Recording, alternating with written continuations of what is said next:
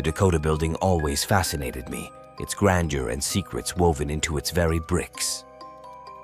As a journalist, I longed to uncover its mysteries, to delve into the stories that whispered through its halls. Little did I know that one chilly autumn evening, I would encounter the tale of the Crying Lady. With a sense of trepidation and excitement, I embarked on my journey into the heart of the Dakota. Armed with nothing but a flashlight and my determination, I ventured into its dimly lit corridors, each step echoing with the weight of history. The air inside was heavy, pregnant with anticipation and sorrow. Shadows danced along the walls, and I couldn't shake the feeling of being watched, of being drawn into something beyond my understanding. And then I heard it. A soft, mournful sound drifting through the darkness. A cry, barely audible, yet filled with a depth of pain that pierced my soul. I followed the sound, my heart pounding in my chest, until I found her. The Crying Lady. She sat huddled in a secluded corner, her form shrouded in black, tears streaming down her pale cheeks. Her sorrow was palpable, her grief a tangible presence in the air. I approached cautiously, my voice trembling as I spoke. "Are you all right? Can I help you?" Her eyes, filled with anguish, met mine. "I can't find him," she whispered, her voice a haunting melody of despair. "He's lost to me forever." My heart ached for her, for the pain etched into every line of her face. "Who are you looking for?" I asked gently, my voice barely a whisper in the stillness of the night. Her gaze drifted into the darkness, searching, longing. "My son. He was taken from me," she murmured, "stolen away by the shadows." In that moment, I understood. The rumors, the whispers. They spoke of a mother who had lost her child within the Dakota's walls, condemned to wander in search of him for eternity. Determined to help, I offered her my hand. "I'll help you find him. Together, we'll uncover the truth." A glimmer of hope flickered in her eyes as she reached out, her touch as cold as ice. "Thank you," she whispered, her voice echoing with the weight of centuries. Together, we journeyed deeper into the Dakota's secrets, navigating its labyrinthine passages and hidden chambers. With each step, the darkness grew heavier, the air thick with sorrow. And then, we found it. The heart of the building, a desolate chamber cloaked in shadows. There, amidst the dust and decay, lay a small, forgotten grave. The Crying Lady fell to her knees, her cries echoing off the walls. With trembling hands, she brushed away the dirt to reveal a weathered headstone, a child's name etched in stone, a testament to a life lost too soon. As I watched, tears streaming down my cheeks, I realized the truth. The Crying Lady's son had never left the Dakota. His spirit lingered within its walls, trapped for eternity in a world between worlds.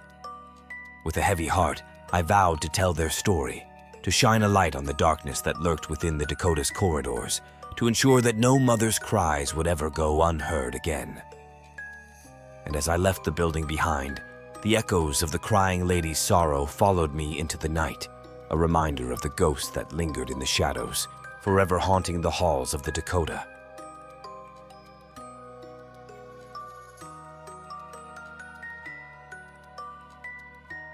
The memory of that chilling night in Eureka Springs, Arkansas, still sends shivers down my spine.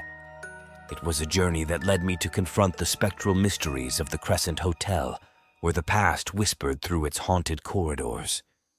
As a skeptic of all things supernatural, I embarked on my trip to Eureka Springs with a mix of curiosity and doubt. The Crescent Hotel stood atop the Ozark Mountains, its grand facade hiding the secrets of its dark history. From the moment I stepped inside, an eerie sensation washed over me, like a veil of shadows descending upon the world. Despite my rational mind's protests, I couldn't shake the feeling that I was being watched, that unseen eyes followed my every move. The hotel's history whispered through its halls, the tales of tragedy and despair that had left their mark on its walls. Among them, the story of Michael, the stonemason who met a tragic end during the hotel's construction, echoed with a chilling resonance. Determined to uncover the truth behind the legends, I ventured into the depths of the Crescent Hotel, armed with nothing but my skepticism and a sense of unease. It was late into the night when I heard the whispers, the soft, spectral voices that seemed to emanate from the very walls themselves. I brushed them off as mere figments of my imagination, the product of an overactive mind. But then I saw her, a figure cloaked in white, her form translucent against the darkness. The Lady in the Mist, they called her, her presence a harbinger of doom. I froze, my heart pounding in my chest as she drifted towards me with an otherworldly grace. Her eyes, cold and empty, held a depth of sorrow that sent chills down my spine.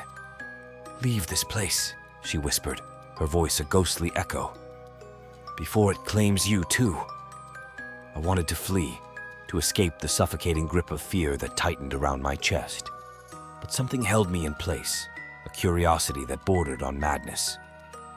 With trembling hands, I reached out, my fingers grazing the cold touch of her spectral form. And in that moment, I felt a connection, a shared sense of loss and longing that transcended the boundaries of the living world. As dawn broke over the horizon, I emerged from the depths of the Crescent Hotel, my mind reeling with the weight of what I had witnessed. The ghosts of the past lingered in the shadows, their stories etched into the very fabric of the building. And though I may never fully understand the mysteries that dwell within its walls, one thing remains certain. The night I spent in the Crescent Hotel will haunt me forever, a reminder of the thin veil that separates the living from the dead.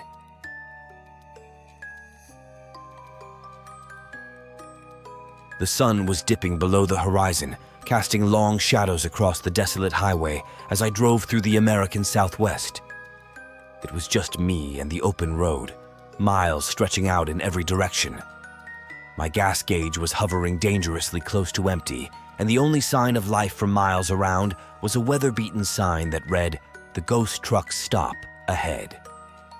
Despite the ominous name, I figured it was my best shot at finding fuel, so I veered off the highway and pulled into the deserted parking lot. The neon lights flickered eerily in the gathering dusk as I stepped out of my car and approached the rundown building. Inside, the air was thick with the scent of stale coffee and old grease. The fluorescent lights buzzed overhead, casting long shadows that seemed to dance in the corners of the room. The only other soul in sight was a grizzled old trucker nursing a cup of coffee at the counter. I tried to shake off the sense of unease creeping over me as I made my way to the cashier to pay for gas. His eyes were dull, his expression blank as he took my money without a word. Something about him sent a shiver down my spine, but I brushed it off and grabbed a snack from the shelves before heading back to my car. As I pumped gas into my tank, I couldn't shake the feeling that something was off about this place. Shadows seemed to lurk in every corner, and a chill raced down my spine as I glanced around the deserted parking lot. And then I heard it, a low, guttural growl that seemed to echo through the empty expanse. My heart hammered in my chest as I spun around, searching frantically for the source of the sound. That's when I saw it.